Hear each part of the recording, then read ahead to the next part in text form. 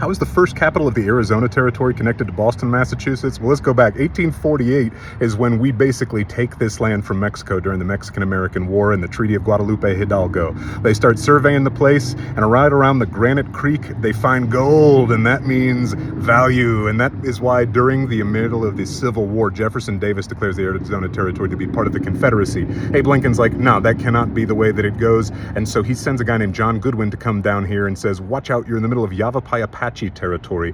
This is not actually our land in any way, shape, or form, but we need the resources, we need the gold, so go down there and make sure the Confederacy doesn't get it. He tells the surveyors and the guy John Goodwin, who he makes the first governor of the territory, to go and look for a really distinctive butte that looks, apparently, you can see it right over my shoulder here, like a thumbs up to some people, so they call it Thumb Butte.